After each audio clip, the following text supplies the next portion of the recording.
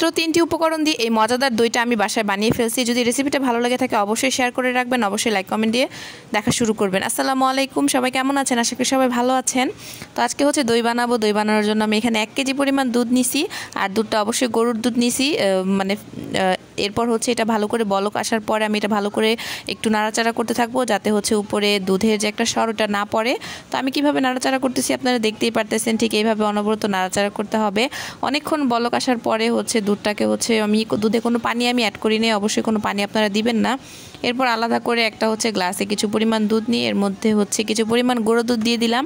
এটা ভালো করে মিক্স করে হচ্ছে নিব, একদম ভালো করে মিক্স করে নিতে হবে, যাতে কোনো হচ্ছে দানা না থাকে আর দলা না পাকে থাকে আর কি। এরপর হচ্ছে এই দুধের সাথে হচ্ছে এই দুধটা ভালো করে মিক্স করে কিছু পরিমাণ হচ্ছে আমি চিনি দিয়ে দিব। চিনিটা হচ্ছে আপনারা স্বাদের উপর নির্ভর করতে পারেন, কেউ বেশি মিষ্টি খায় দই, কেউ কম মিষ্টি খায়।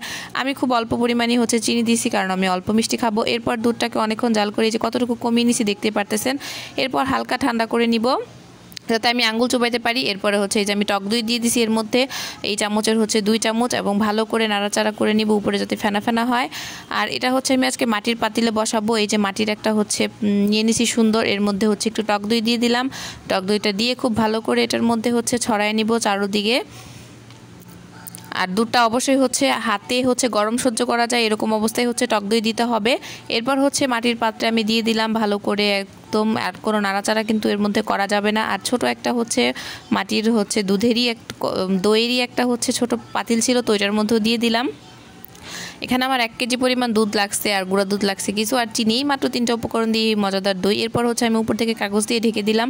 আর বেশি নাড়াচাড়া না করে হচ্ছে ঘরে কম্বল কাঁথা যা আছে সব নিয়ে নেবেন, নিয়ে এখানে হচ্ছে নিচে সুন্দর করে কম্বলটা হচ্ছে বিছিয়ে দিবেন একদম সমান জায়গায়, এবং আলতো করে রেখে দিবেন যাতে খুব নাড়াচাড়া না লাগে, এবং এমন জায়গায় রাখতে হবে যাতে হচ্ছে নাড়াচাড়া না লাগে, একদম সারা রাত আপনারা রেখে দিবেন। তো এইভাবে হচ্ছে আমি উপরে হচ্ছে কম্বল চাপা দিয়ে রেখে দিলাম, আর এটার উপরে হচ্ছে আমি আরেকটা কম্বল দিব, এবং নাড়াচাড়া করা যাবে না অবশ্যই। এবং আমি এটা রাতের বেলা বানাইছিলাম, তো উপরে আরেকটা কম্বল দিয়ে দিলাম, এবং আমি ফজরের নামাজ পড়ার পর এই কম্বলটা হচ্ছে উঠাইছি। আমি তো ভাবতেছিলাম কেমন না কেমন হয়, কারণ হচ্ছে প্রথমবার বানাইতেছি, কিন্তু দইয়ের এত সুন্দর একটা ঘ্রাণ বের হয়ে গেছে, এত ভালো লাগছে যে হ্যাঁ দই তো হয়ে গেছে, মাশাআল্লাহ। দেখেই আমি মাশাআল্লাহ বলে ফেলছি, এবং আলতো করে উঠায় হচ্ছে নাড়াচাড়া দিতেছিলাম যে একদম দইটা সুন্দরভাবে জমাট বেঁধে গেছে। তো আমার খুবই খুশি লাগতেছিল। আপনারা চাইলে রেসিপিটা শেয়ার করে রাখতে পারেন আর বাসায় বানিয়ে ফেলতে পারেন। তো এটা হচ্ছে আমি কাটবো, দেখাবো আপনাদেরকে কেমন হয়েছে। তো প্রথমে হচ্ছে ছোটোটা নিয়ে নিছি, আদনানের আব্বু টেস্ট করবে। তো টেস্ট করে বললো যে খুব মজা হয়েছে দই, এবং খুবই মজা হয়েছে। লাল দইও বানা যায়, তবে আমি সাদাটা বানাইছি। এরপরে যদি কখনো বানাই ওইটাও আপনাদের সাথে শেয়ার করব। আর এই দইটা এত মজা হয়েছে খেয়ে সবাই তো অনেক প্রশংসা করছে। এবং এই বড় দইটা এখন আমি কাটার পর দেখাবো আপনাদেরকে কেমন হয়েছে দইটা। আর দইটা কি সুন্দর জমে গেছে উপরে, এই যে একটু ফেনা হয়েছিল তো উপরে সুন্দর হয়েছে। তো এই তো দইটা দেখেই বুঝতে পারতেছেন দইটা কেমন হয়েছে। তো আজকে এই পর্যন্তই, সবাই ভালো থাকবেন।